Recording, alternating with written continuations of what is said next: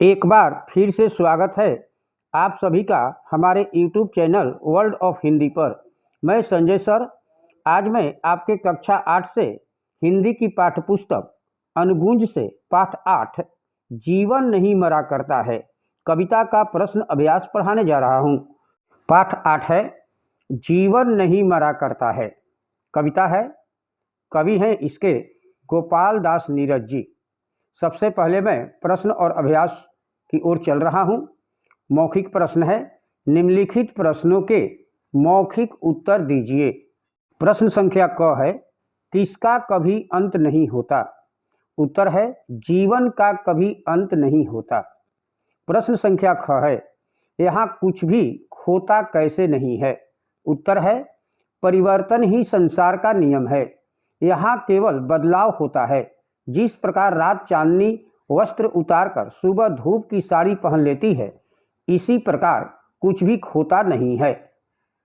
संख्या ग है, किसके लाख कोशिश करने पर भी उपवन नहीं मरता है? उत्तर है, पतझड़ के लाख कोशिश करने पर भी उपवन नहीं मरता। समय आने पर उपवन नए नए पत्तों से पुनः हरा भरा हो जाता है। लिखित प्रश्न है यानी दीर्घ प्रश्न। निम्नलिखित प्रश्नों के उत्तर लिखिए। प्रश्न संख्या क है, सपने के विषय में कवि क्या कहता है? उत्तर है, सपने के विषय में कवि यह कहता है कि सपना आँख के पलक पर सोया हुआ आँख का पानी है। यह पानी यानी आंसू दुखित होने पर टूट कर गिर जाता है और नष्ट हो जाता है।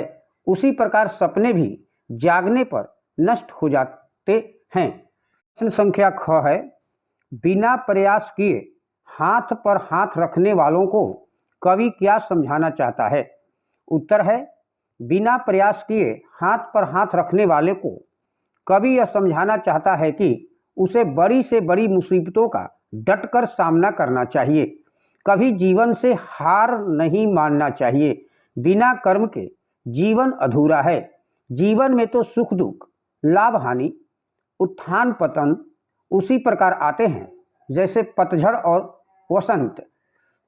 संख्या ग है, प्रियजन से बिछुड़ने पर निराश क्यों नहीं होना चाहिए? उत्तर है, प्रियजन से बिछुड़ने पर निराश नहीं होना चाहिए, क्योंकि सुख दुख, हार जीत, मिलना बिछुड़ना तो जीवन का स्वाभाविक क्रम है। अतः हमेशा आशावादी दृष्टिकोण अपनाना चाहिए। जीवन कभी मरता नहीं है, वह केवल रूप बदलता है। आत्मा अमर सत्य है, इसीलिए दुख को छोड़कर सुखमय और आनंदमय जीवन जीने का प्रयास करना चाहिए। संख्या घ है, द्वेष, ईर्ष्या आदि भावों से कैसे बचा जा सकता है?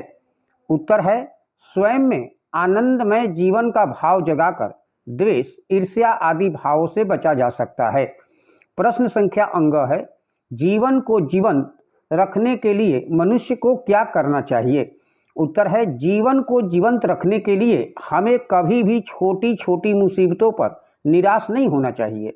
जिंदगी को हमेशा हंसते मुस्कुराते हुए जीना चाहिए। जीवन एक दर्पण है।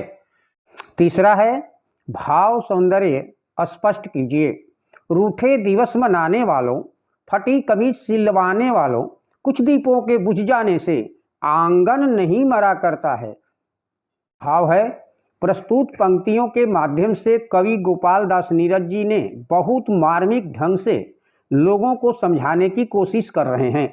उनका कहना है कि मनुष्य को सुख दुख में एक समान रहना चाहिए। दुख के दिनों में भी जीवन आनंद पूर्वक जीने का प्रयास कर लेते हैं, ठीक उसी प्रकार जैसे फटी कमीज को सिला लेते हैं।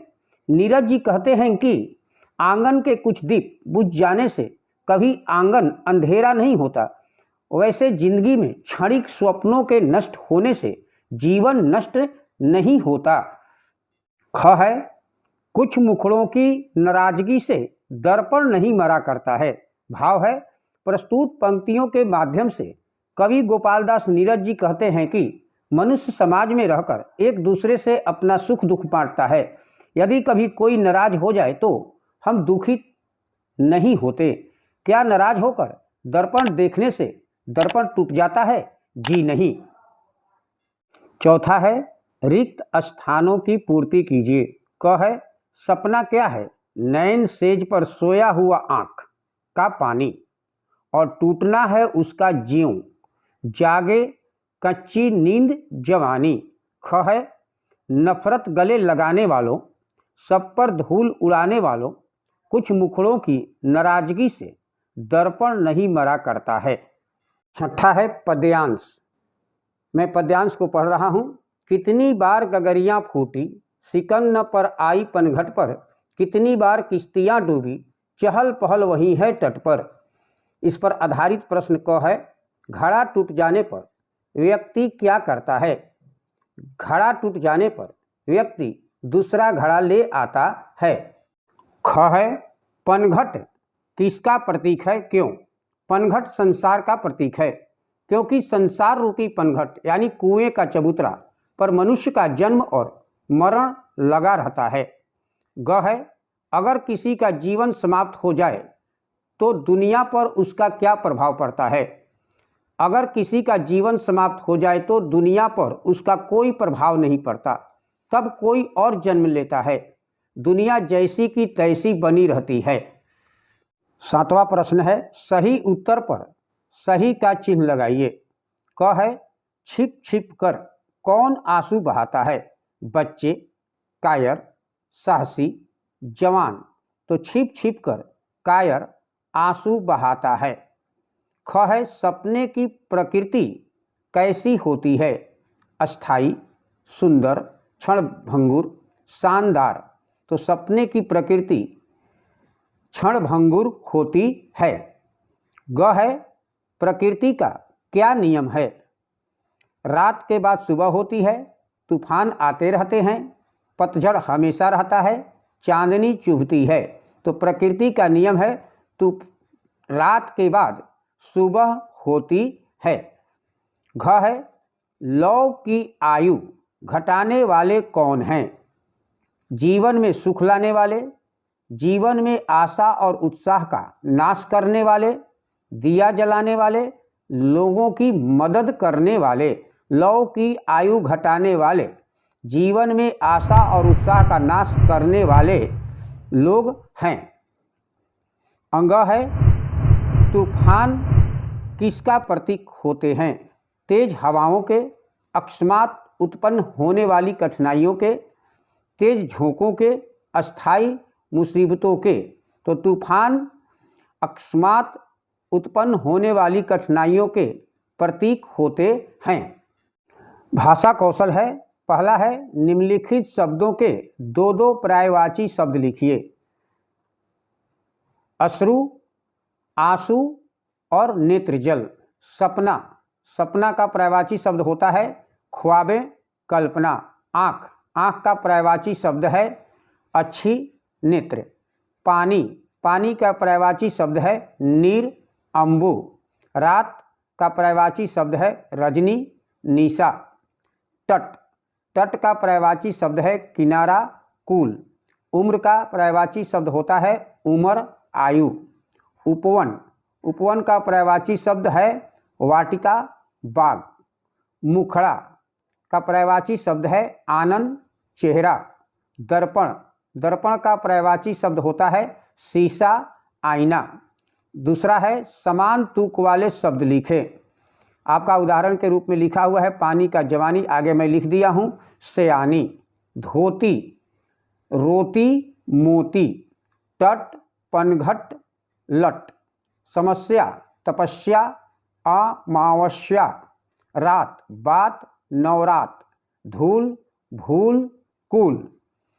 तीसरा है तद्भव शब्दों के तत्सम शब्द लिखिए। मैं यहाँ लिख दिया हूँ आंसू का तत्सम शब्द होगा अश्रु, आँख का तत्सम शब्द होगा अच्छी, नींद का तत्सम शब्द है निंद्रा, सुबह का तत्सम शब्द होगा प्रातः, कपड़े का तत्सम शब्द होगा करपट और अंधेरा का तत्सम शब्द होता है अंधकार। इस पाठ में जितने भी शब्दार्थ और प्रश्न और अभ्यास हैं उसे अपनी काश पुस्तिका पर अच्छे तरीके से लिख लीजिएगा और उसे याद करते रहेगा। इस तरह से यह पाठ 8 आपका यहीं पर समाप्त हुआ। Thank you. मैं संजय सर।